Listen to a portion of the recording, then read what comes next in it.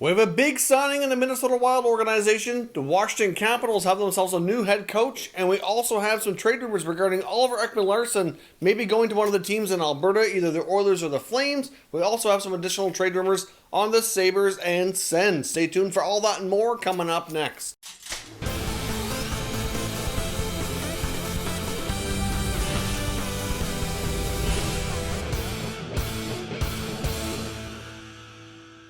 So welcome back to another video here at Top Shelf Hockey. As I mentioned, we have a lot to talk about today, a lot of news, so let's jump right into it here. The Minnesota Wild have announced that they've signed defenseman Jonas Brodin on a pretty significant contract extension. This is a 7-year deal with an average annual value at $6 million. $42 million total. It has a full no-move clause in the first 4 years and also in year 7 as well. So obviously that's going to make him be forced to be protected for the Seattle expansion draft. And if they're going to sign him long-term, then clearly they'd want to do that anyway. But obviously this is going to take him off the market. There was a lot of talk that either he or Matt Dumba could be traded by the Wild in an effort to obtain a top 6 center iceman for Minnesota. I would suspect now that he's been signed to a 7-year contract that that's not going to be taking place anymore. But the Wild now have a very expensive blue line. When you throw that in the mix, along with Jared Spurgeon and Ryan Suter, some 3D on long-term deals, totaling just over $21 million. Of course, they have Dumba as well at $6 million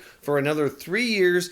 So when you factor in their top 4, that's a lot of money on the blue line. But at the same time, a really good blue line, and where there's been a lot of talk over either Dumba or Brodin being traded recently, you can't help but wonder if that might heat up talks around Matt Dumba. Obviously, we'll see what happens here, but now that Brodin signed a long-term deal, I can't help but wonder if we're going to hear more chatter around Dumba and some potential destinations. There will be no shortage of interest if he does indeed hit the trade market. Obviously, a lot of teams out right now are looking for a top right-shot defenseman that he could certainly be that guy. He's still relatively young, has a good contract, so we'll see what happens if Minnesota can trade Dumba to get themselves a top center iceman, or if indeed maybe he stays. We'll see what happens, but I expect GM Bill Guerin to continue to be busy here during this offseason.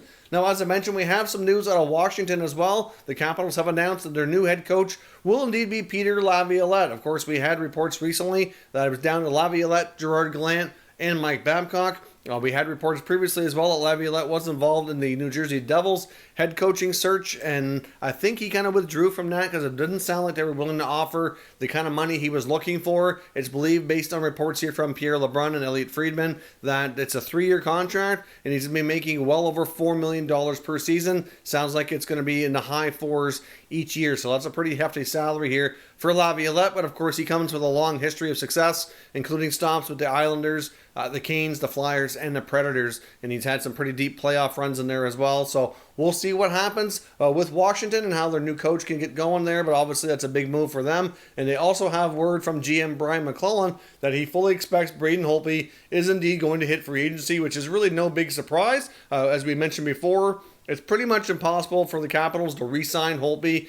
They have Samsonov ready to take over anyway, so it's unfortunate his time in Washington likely comes to an end. They did apparently, both sides agreed to kind of keep in touch, and I guess maybe if there's really nothing working out there, maybe he goes back to Washington on a cheaper 1-year deal, although I pretty much doubt that's going to happen. I think somebody will pony up to pay him a decent amount of money to get him out of Washington, so we'll see what happens there. Now, we also have news out of Florida that apparently the Florida Panthers might be moving on from assistant coach Mike Kitchen. Now, of course, if you may not recall, but when the Florida Panthers entered the Toronto bubble for the return to play, it was announced that Mike Kitchen was not going to be participating, that he had opted out. Many speculated that it could be due to health reasons, or he's getting a little older. Maybe he just didn't want the risk associated with the COVID-19 virus or anything of that nature, and that's kind of what we were led to believe. But now it sounds like there might be more to that story. There apparently was an incident with a physical altercation of some sort with he and a player earlier this season, and obviously I'm not sure what exactly happened, who it was, or any of those fine details. But it looks as though the Panthers are looking into that further now, and he may not be back with the team. So we'll see if we get any additional details on what was going on there. And there was also an unfortunate incident last night in the Dallas Stars Vegas Golden Knights game. Of course, we saw the Stars win in dramatic fashion to beat the Golden Knights out to go on to play for the Stanley Cup here. But apparently at some point earlier in the game, I know I personally didn't catch it at the time, even though I was watching and I didn't hear it on the audio, but there was an audio clip caught of a Stars player doing some sort of a racial slur directed at Golden Knights forward Ryan Reeves. So we will see if the NHL decides to investigate that. I've seen it posted on social media. So we'll see what further details we can find out from that or whatever comes from it. I mean, I'm not sure who it could have been or the fine details, but obviously with the Stars still being in the playoffs, if the NHL does figure out what happened, then obviously whoever did say it could very well be, suspended or something. So we'll see what we find out further on that situation. Now, as I mentioned as well, we have some NHL trade rumors to discuss today, and I want to kick things off with the possibility here that Oliver Ekman-Larsson could be on the move from the Coyotes, a player we've talked about a couple of times now, as Elliot Friedman first reported back a little while ago that the Coyotes are considering going through a rebuild, moving on from Captain Ekman-Larsson and goaltender Darcy Kuemper to recoup a lot of the draft picks that they no longer have as a result of the Taylor Hall trade, as well as the ones they were stripped because of the NHL investigation due to their underage testing for junior age players. Obviously, they're down a lot of picks. They don't have a deep prospect pool. Things are kind of a mess there in Arizona, to be completely honest, in my opinion, and we could see some big moves. Obviously, we have new owners in Arizona. It's believed that Marullo's businesses outside of hockey have not done well. They could be going with a smaller internal budget for next season, like some other teams in the NHL as well, and cutting costs could be a priority. And now we have reports that the Oilers and Flames are apparently both very interested in Ekman-Larsson and have made inquiries to what it's going to take to make the acquisition. Friedman goes on to report here that he believes that Ekman-Larsson would consider waiving his no trade clause for either of those clubs. So we'll see what comes from now. And if you look at it from the Flames' perspective, it makes sense to a degree that they have a lot of uncertainty on their blue line moving forward. They have Eric Gustafsson, TJ Brody, and Travis Hamonic, all UFAs, may not return. Of course, they could negotiate to bring back maybe one of them, hard to say, but they are at risk to lose some of those guys in that regard. You get Giordano's aging, only under contract for one more year, that are likely going to be a part of the Flames blue line for longer, like Noah Hannafin, Rasmus Andersson, Juuso Välimäki, but they could use a guy like Oliver Ekman-Larsson as well in that regard. So we'll see. I mean, obviously, they'd have to package up a big package of picks and prospects to make it interesting for the Coyotes. Of course, from the Oilers side, would they be able to include a defenseman like an Oscar Klefbom or Chris Russell? Obviously, they'd have to find a way to shed some salary and acquire some picks to make it work. They do have some interesting prospects that the Coyotes might be interested in as well. But obviously, in the case of Klefbom, he could likely be traded for a decent return of draft picks, and the Oilers are low on picks right now. They do have their first this year, but they are without second, third, and fourth rounders for the 2020 NHL draft. So I'm not sure exactly how that would work, but we also heard that the Aidan Hill was re-signed to a one-year deal by the Coyotes, and it's a one-way contract at $800,000, which kind of fuels the fire there a little bit more that they might be moving on from Darcy Kuemper, and the Oilers have been linked to him as well. Obviously, that deal certainly makes probably a little bit more sense, and you can have an easier time to seeing how that could work for the Oilers organization. But obviously they're a little low on picks, so they might have to trade some other players for picks to kind of make it work that way. There could be a third team involved. Hard to say exactly what. I know one of our viewers had left a comment talking about, Klefbom, maybe Russell, maybe another piece all being going to Arizona. Then they could flip those for the picks that they need. So maybe we could see something like that, or maybe the Oilers make a few other smaller trades to bring back, either a first, second round pick or something like that to include in an Arizona trade. And maybe if they want both these guys, it could be something more significant. But we could see Ekman-Larsson possibly head to one of these Alberta teams as things get further here into the offseason, and we'll see if a trade actually does take place. And of course, we have reports as well from various NHL insiders indicating that the Buffalo Sabres are likely going to be having a lower, like an internal cap this year, that they're not going to be spending to the cap, as we did in the as we discussed in the Sabres offseason plan video the other day. They have a ton of flexibility with players that are not under contract right now. They don't have very many guys for the 2020-2021 season under contract right now. So that gives them a lot of UFAs and RFAs. They can decide who they want to bring back. We already talked about the fact that Brandon Montour might find himself on the move because he didn't fit well with Ralph Kruger's system, and they have more than enough defensemen, so it makes sense they would recoup other assets or picks or something for him to move on. But now with all these internal cap and maybe cutting things down to like a $70 million salary for the team, that could also include guys like Rasmus Ristolainen. I know it's a player that was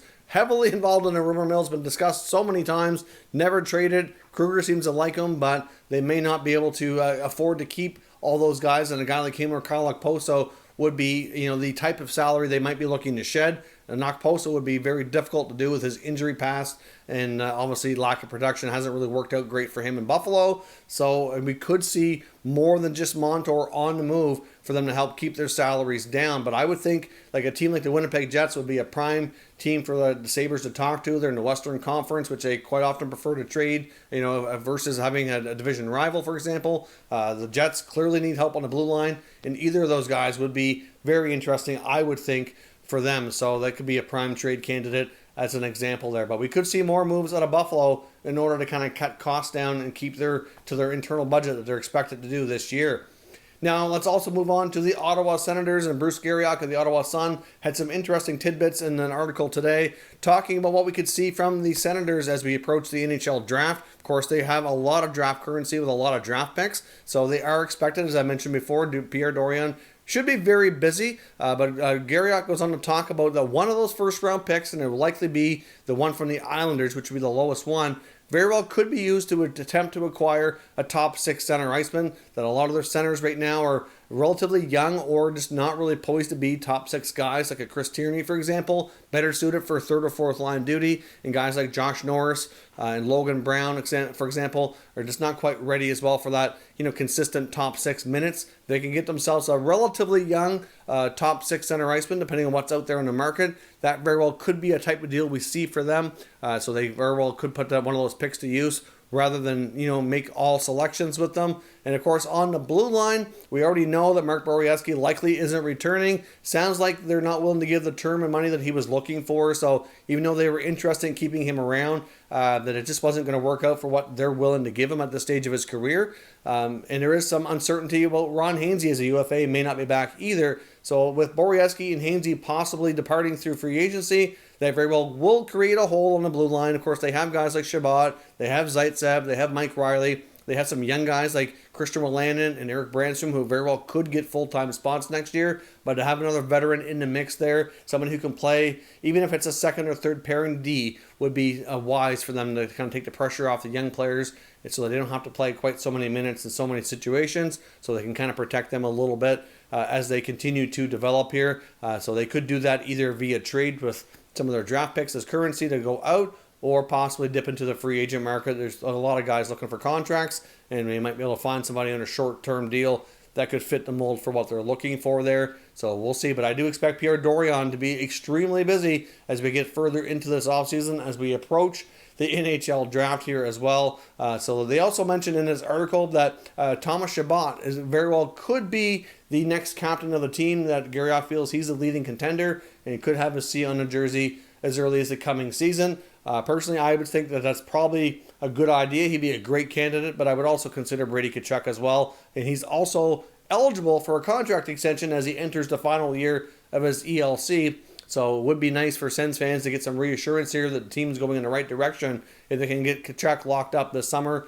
If they could get Tkachuk locked up this offseason, but there's no rush to do that, no pressure. He will be an RFA after this year, so they could certainly look after that later. Not sure how things are on the Tkachuk side, if he would be interested in that or if he wants to wait. Obviously, he's had 2 good seasons so far, so if they can get him locked up before he continues to improve even more, they might be able to get themselves a better deal. But we'll see how things play out in that regard, but expect the Senators to be very, very busy as we get further into the offseason. So that is all your news for today, so let me know your thoughts down in the comment section and we can discuss further. If you're new to the channel, consider subscribing and turning on your notifications so you don't miss any future content, and give this video a thumbs up if you enjoyed it. I'd appreciate it if you did. As always, thank you for watching, and I'll catch you next time.